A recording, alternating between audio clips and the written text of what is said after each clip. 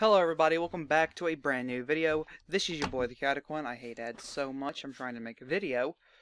And today we're going to be talking about something that's not technically politics related, but it's still important to the politics of, today.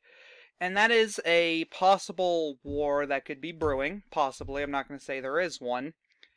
But that China is threatening both the United States and Taiwan because China wants Taiwan, wants that territory, that country, whatever you want to call it. I think Taiwan's a country. They are their own bodying government over their country.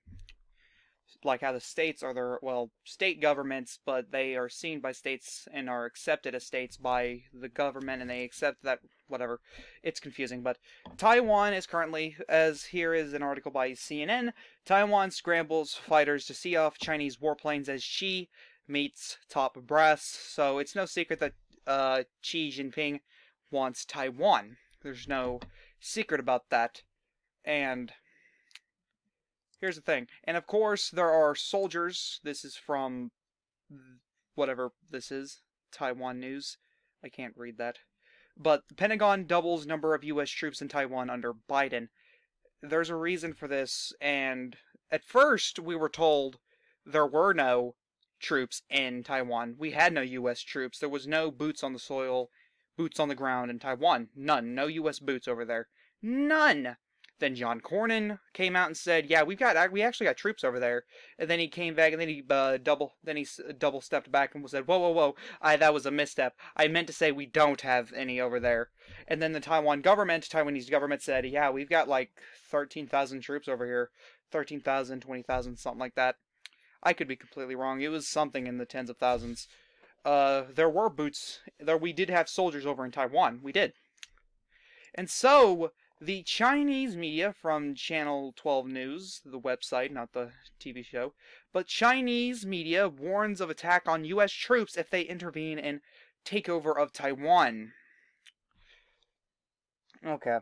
Now, World War I was fought because, pretty much a fight between bickering neighbors, essentially. They were fighting because I don't want to call him an emperor, a king, kind of. It was the Austrian-Hungary leader. He got assassinated, and thus they wanted revenge on, a certain country that was holding this group that I think was called the Black Hand.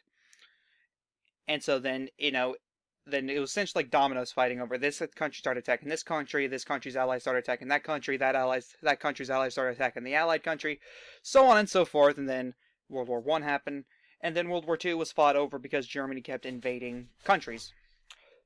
So this is reminding me a little bit of both, because I think if China does invade Taiwan and kill off, U.S. soldiers, which of course people here are going to be like, yeah, we should fight China, which is bad in itself. People are going to call for war in that case, because China, attacked us. So, and then once we start fighting China, our allies are going to come in, especially the European allies such as UK, France, Germany, etc. And I do think that Germany will be on our side in this war.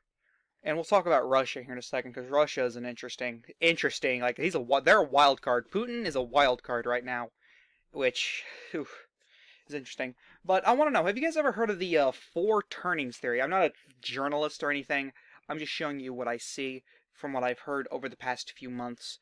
But the four turnings theory, in generations and in greater detail, this is a quote from Wikipedia, but, it's based off a book. In generations and in greater detail, in the fourth turning, they describe a four-stage cycle of social or mood eras, which they call turnings. The turnings include the high, the awakening, the unraveling, and the crisis. Currently, I think we are in the unraveling. They actually have like a chart down here explaining the turnings. Yes, right here. We're in Generation Alpha. We are in the, the first, we are currently in the, we're currently in the crisis right now. We had the fourth turning, the crises, we had the War on Terror, the Great Recession, and the COVID-19 pandemic recession. And then from 1925 to 1942, the Silent Generation, their crisis was the Great Depression, World War II. Then we go back to 1843 to 1859, We had the fourth, the progressive generation, their crisis, the Civil War. The Age of Revolution was a crisis during the Compromise generation. The Enlightenment generation had the Glorious Revolution, though that wasn't a crisis because the Glorious Revolution was more so of a peaceful revolution. That's why it's called the Glorious Revolution, if I'm not mistaken. Or there is a revolution called the Peaceful Revolution, and I haven't had a history class in 2 years. Please don't be mad at me. Parliamentary generation had the Armada Crisis, haven't heard of that one, or the War of the Roses, the Humanist generation. So we've had a lot of, these turnings throughout the years. Of course, it's a theory, and you can't really set theories.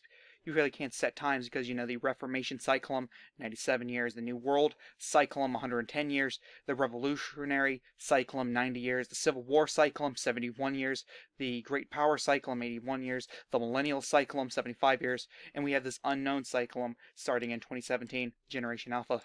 There you go. And so, the crisis, they typically end in wars. As you can see, World War II, Civil War, Age of Revolution, which, the American Revolutionary War, the French Revolution, the Glorious Revolution, that's, an outlier. The Armada Crisis was the War of the Roses, looking at it, the Wars of the Roses, something I should do some, research on, just because, I was doing research on this a couple months ago, and I thought, man, I want to know more about this one especially, and I haven't had time to do it, but either way. And so we've had a bunch, the War on Terror, Great Recession, COVID-19, and World War III might be that, could, turn into the fourth turning, and then our first turning would be whatever, because, the first turning, 1943, 1960, the baby boom generation, the American the Reconstruction, Gilded Age of the missionary generation. We have this whole thing. And if China does invade, it's probably going to start a world war. And that's, hold on. Alright, sorry about that. But if for those of you wondering what this theory is, you can do some more research on it yourself. It's very interesting if you ask me. It's called the Strauss-Howe generational theory. And so we probably are going into World War III if these events do take place, and it's a dangerous precedent.